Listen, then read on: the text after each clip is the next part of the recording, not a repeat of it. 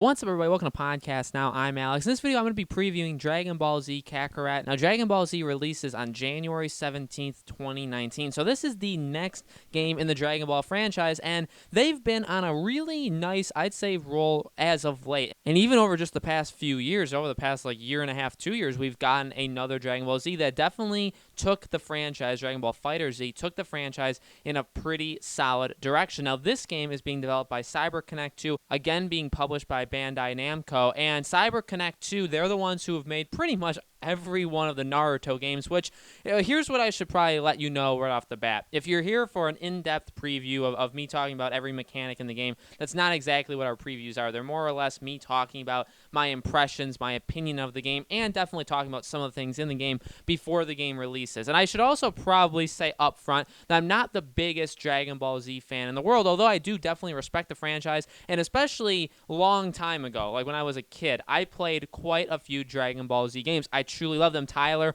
who is also on this channel, he really loves these games, and I think this game really does have the potential to be something else. I've seen in the comments, I've seen even from some of you guys mentioning it in other videos, over the past couple months, when talking about some of the games you guys are looking forward to in 2020, you think of the big ones probably, right? Or at least it comes to mind, like Cyberpunk, Last of Us, maybe a game like Animal Crossing if you're a Nintendo Switch, but loads of games coming out, Marvel's Avengers.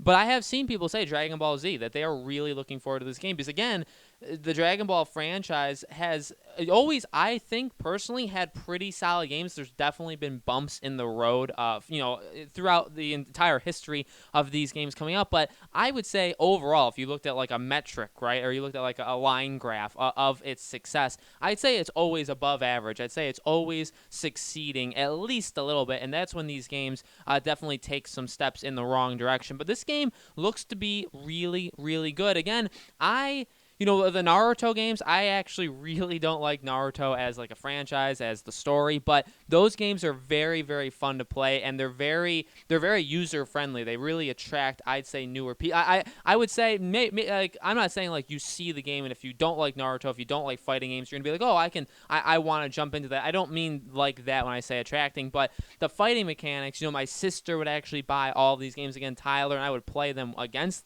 those two multiple times, and even me not liking Naruto, not being interested in it. And I have played fighting games in the past. I'm not like a major fighting guy myself, but I do like some of those games, and some of those games I feel like are a little bit easier to jump into than others. I very easily jumped into Naruto. I'd actually sometimes, very rarely, but I'd be able to beat them when they would be playing this game for a very, very long time, and I had just picked it up for the very first time. I was actually almost able, if not able, to beat them. You could say maybe that was them just not being that great, but it would happen rarely. So moving on from that point, but that is a good thing though, right? So Dragon Ball is a really big franchise. People love Dragon Ball Z just in general, and while it's kind of doing a retelling of the story, it's still taking it in a new direction, making it more open. It's not necessarily open world, but making it as open worldy as I think we've gotten in a very long time, and also really relying on those RPG mechanics and trying to make it an RPG game where you have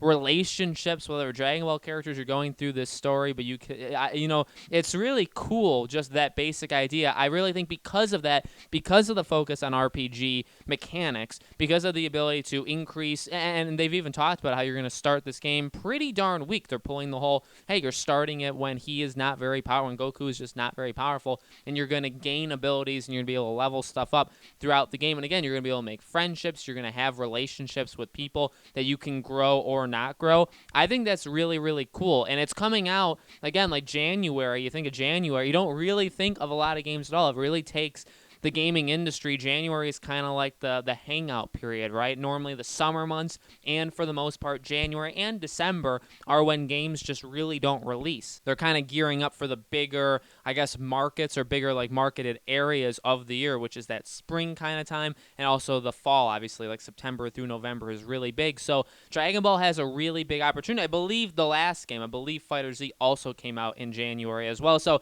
January clearly has worked for them. This is a franchise that is not in need of any saving. It just continues to need solid entries. And like I said, I've always thought the entries look good. The combat, the gameplay of this game looks really, really solid. The game looks just, yeah, some games have definitely not looked as good as others. Some games, from like a decade ago look better than other games. So like definitely, again, there has been missteps for sure, but I'd say for the most part, these games generally look really, really good. This game is no exception. This game does look very, very solid. I mean, it's not the most beautiful game in the world, but for being Dragon Ball, and ultimately when you have these games, Naruto, any of these anime kind of games, like it's just how well do they capture the atmosphere of what they're trying to do, right? And this is also the studio, by the way, CyberConnect 2, who made Asura's Wrath back in 2012.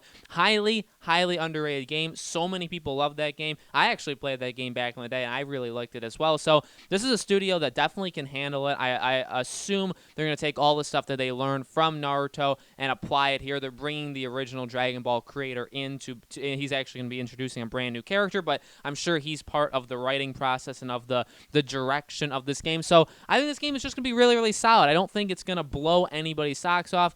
Clearly, it's for a niche audience, right? It's for the Dragon Ball audience. I don't know how many people besides Dragon Ball fans are going to be getting this game, especially again in January, right after Christmas. And that's another reason why a lot of games don't release then. We just had Christmas. We're getting all the games. We're going back and playing, or we're playing through the games that we missed in the past year, and now January is kind of when we're doing that. I'm not saying this game is going to be bad or sell bad or anything like that. I think the audience is totally there. I think people are, again, very much looking forward to this. I think this is one of the most anticipated, especially in recent memory, especially over the last, I'd say, 5, 6, 7 years. Definitely one of the most anticipated Dragon Ball games ever, and even just in terms of even when I can remember it. So I think this game is going to be very, very solid. Again, not necessarily a preview, just more of my reaction to this game. It's not, I'll be honest, it's not a game I'm getting. I'm kind of just saving up or stocking up for all the other stuff. Kingdom Hearts, the Remind DLC, actually, I believe comes out 1 week after this. So like there won't exactly be that many other games, but it's not necessarily a game for me, and that's totally cool. I think it definitely, again, has its audience. It looks absolutely solid. I don't expect anything bad from this game. I think it's going to be just a real good experience, and just continue overall, like I said, a generally like above average franchise that rarely kind of puts its feet into like the below average. Again, like if you had a graph or anything, it really, these games aren't bad. I don't think they're ever really bad. I think some of them are just better than others. Some of them are like, I wish you would have done this instead of that. But I think overall, fan reception of these games are generally, even the Naruto games, are generally overall positive. I think just the fact that we're getting a game again in this universe, and then they respect it. And that's another thing you have to know with a studio, I feel like, is they definitely respect their franchises, they respect their properties, and that's that's definitely saying something for them. And I think that overall helps, because again, you're going into this Dragon Ball game, you want it to look, you want it to feel, you want the overall experience to be a Dragon Ball Z thing, right? And that's what you're getting here. So I'm very, very excited for it. I'm excited to have people play it and see people play it. And again, I know a lot of you guys, maybe you are watching this, maybe you're not, but I know some of our audience on podcast now, they were pretty interested in this game or are looking forward to it. So let me know in the comments below, guys. What do you think? Are you looking forward to it? What are you looking forward to in this game? Let me know. Make sure you guys subscribe to our YouTube channel, Podcast Now. Hit the bell icon so you guys know when these videos go out, and we preview games, movies, television, all sorts of things on this channel. It's a little bit of a dead period right now, but as the year starts to, actually just starts in general, as it continues, we will, of course, be having more previews on the channel. So thank you so much for watching this video, and I hope to see you guys on the next one.